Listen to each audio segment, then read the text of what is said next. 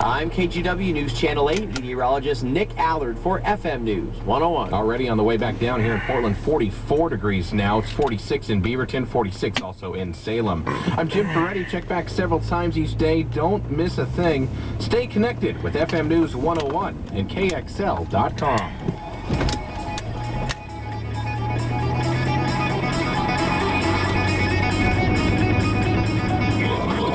It's really not that scary to attack liberals. Together, we can forge a new beginning for America. Those people who knew about this vision and lied about it are murderers of my son. Well, actually, Bush is a puppet. The Lars Larson Show. You have the president one day out there saying, I'm a king, I'm a Caesar, I'm a czar, and therefore, as I speak, so I speak it, so it is be done. Hey, jackass, get your government off my freedom! Now, Lars Larson.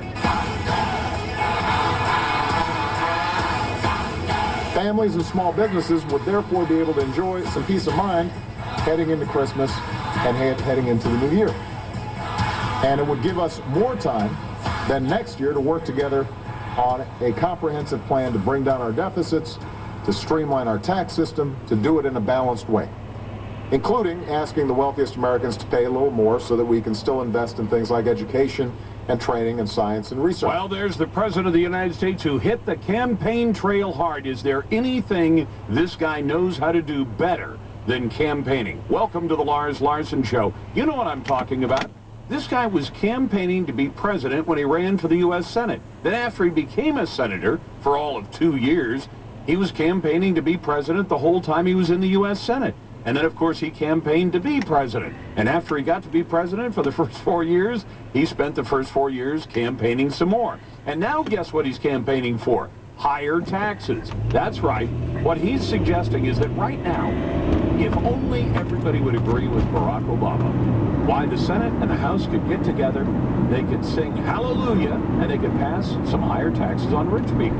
Now, it isn't going to solve America's problems because it's going to bring in about $90 billion next year. Now, that's a lot of cash, but $90 billion is a drop in the federal bucket when it comes to a $3.7 trillion budget that's $1.2 trillion out of whack, in the red. I mean, in trouble. And does it do anything to address the real problem? No, it doesn't. In fact, the president is steadfast in his refusal to do anything about changing government spending. By the way, if you'd like to join the conversation tonight, feel free. 866-HEY-LARS, that's the number, 866-439-5277. You can send emails to talk@larslarson.com. Here's the way Fox News is reporting it. House Republican leaders say they've done their job to solve the looming financial crisis, while President Obama is returning to the campaign trail to sell tax hikes that studies show won't have much, if any, effect on solving the problem. The numbers don't add up. And so what's he offering up in the way of cuts in government spending? Nothing. What's he offering up in entitlement reform? You know, changes to the welfare system that now costs American taxpayers, this is the number, at the federal level only, $1 trillion a year. Not quite 1/3 of the entire federal budget is the amount of money spent on entitlements that are means tested, meaning not Social Security, not unemployment payments, but means-tested entitlement, things like welfare, food stamps, and things like that. And I'll tell you what, we heard loud and clear the warning from Grover Norquist earlier this week. Now, I know Norquist is the much maligned guy who gets people to sign the tax pledges, and folks have been asking him. In fact, on the drive home last night after the radio show, I heard somebody ask Grover Norquist in a different interview on a left-wing station. It was actually NPR, you know, partially funded by your tax dollars. But I wanted to see what the enemy was saying, and they are the enemy. What were they saying? They were saying, well, what about your pledge that he signed? He said, it isn't my pledge. When a senator signs that pledge not to raise taxes on his constituents, he's making a promise to his constituents, not to Grover Norquist, not to Americans for Tax Reform. He's signing a pledge to his constituents, and he's making that promise. If he decides to break that promise, it's not about Grover Norquist. It's about the promise he made to the people who sent him to office. So how do we get them to make changes in the amount of money government spends if all we do is give them more money?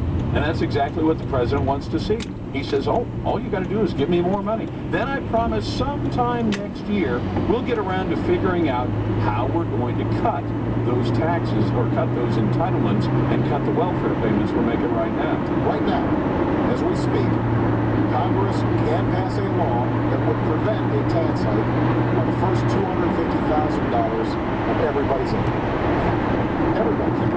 That means that 98% of Americans and 97% of small businesses wouldn't see their income taxes go up by a single dime.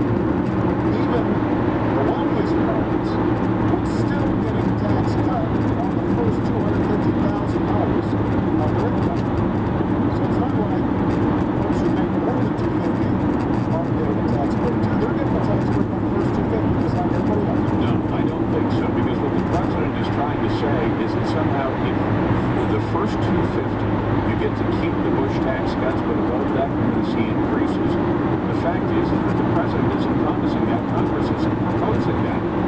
What he's talking about is allowing people to keep the money that they earn, the money that they shouldn't be taxed on. The tax rate should stay for everyone, for the middle class and for the rich. But the president can't stand that idea. And there are so many places where you really ought to have some kind of reform. You ought to have the government decide we can't spend $1 trillion on welfare anymore. We can't spend $1 trillion on food stamps, on TANF, on all those things. But that's not in the president's MO. He wants to see something else. He's only going to be satisfied when he gets some kind of increase in taxes on the rich. It bugs him no end that he cannot get tax increases on the rich. It's Wednesday. It's a great looking day outside where I am. By the way, we want to mention Powerball. I'll admit I've got a dog in the fight. I bought a few tickets. I mean, hey, with $500 million at stake, it's worth buying a couple of tickets. I know the odds are 176 million to 1 against winning it, and you kind of have to wonder how you'd spend that money. That is, of course, after the government is done with it, because they've said that if you win the jackpot, which is now at $550 million, this thing has rolled over 16 times without a winner. One ticket that gets the right numbers, well, that's not as likely as having a number of people win it tonight. In fact, some of my coworkers have gone out and they've pooled their money and bought bunches of tickets together, and then they're going to have to decide how to split those tickets up. But do you know what happens to that $550 million first? They peel off $200 million of it in estimated taxes that go straight back to the government. I'd like to make a suggestion, and I want to know how you feel about this. We have these lotteries in various states. There are 30-some states around America that have lotteries. The Powerball, I think, is in 40-plus states. In any case, it doesn't matter. If you have a lottery like that, they say that about half of the money they take in ticket sales goes straight back to the government. That's the government's take. So the House gets 50% right up front. And then when you have a winner who wins $550 million, the state takes not quite half of that. I'd like to suggest that since the state, in other words, the states and the federal government, in this case the states, are going to get half of the money to begin with, what do you think about not taxing the other half of all that money? Just let the person win the jackpot, the lottery jackpot, without tax consequences at all. Let's go to Anthony. Hey, Anthony, welcome to the Lars Larson Show. What's on your mind? Hey, Lars. I'm kind of new to the political scene. I've never been involved very much. I actually voted for the president for the first time this year. And the thing that's been getting me lately that's really beating me up is the fact that he thinks that he can keep giving out all this welfare and all this money to all these people that they say they need it, but they don't really need it. And he thinks that taxing basically the so-called rich people more is going to solve the problem. And that's just, I just don't understand it. Well, it doesn't make sense to me either. I think that when Barack Obama went to all those years in college, he somehow missed out on taking economics. Did you say you voted for Obama this time? Oh, no, I didn't. I thought I heard that wrong, but I'm glad I did. But no, he doesn't understand how the economy works. That's why the economy's been stinking for the last 4 years, and why it's probably going to continue to suffer under this current president. 15 minutes after the hour, you're listening to Compass Media. FM News 101 KXL. Lars Larson.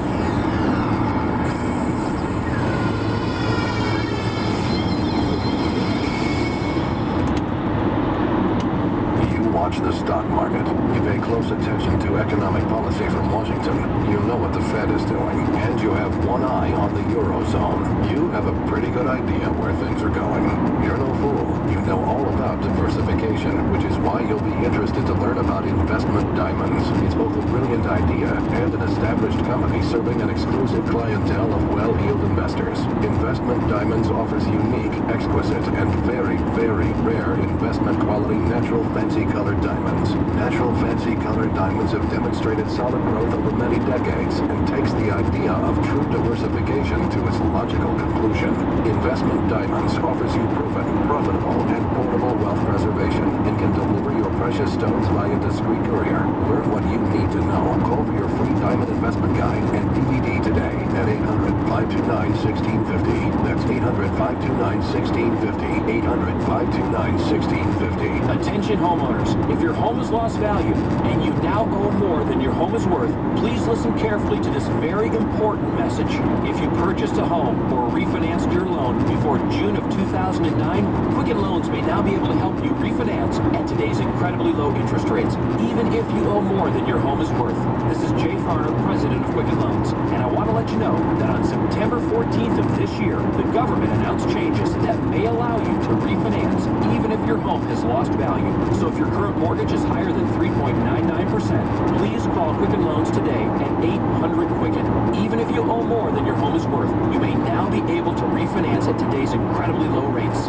Again, if you've been unable to refinance because you owe more than your home is worth and your rate is above 3.99%, call 800-QUICKEN now and let us help you take advantage of this unique opportunity.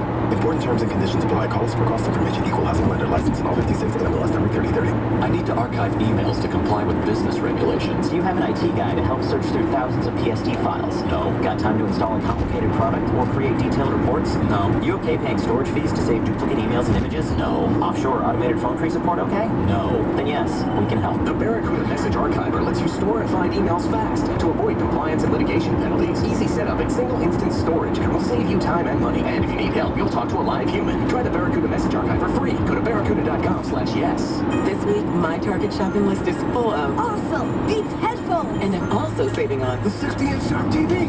Oh, honey. And oh my gosh, a Wii U. Because this year, I'm saving big at Target. Yes. And that's huge. Dream big, save big. At Target, get Beats Solo headphones for only $199.99. Use your Target debit or credit red card to save an additional 5% on all electronics and get free shipping at Target.com. See program rules in store for 5% red card discount restrictions. FM News 101 traffic north of town sitting through about a 6-minute wait on I-5 northbound. That's typically our busiest drive of the afternoon. Right now it starts around Delta Park, takes you up to that interstate bridge. Moving southbound, starting to line up at the Fremont Bridge.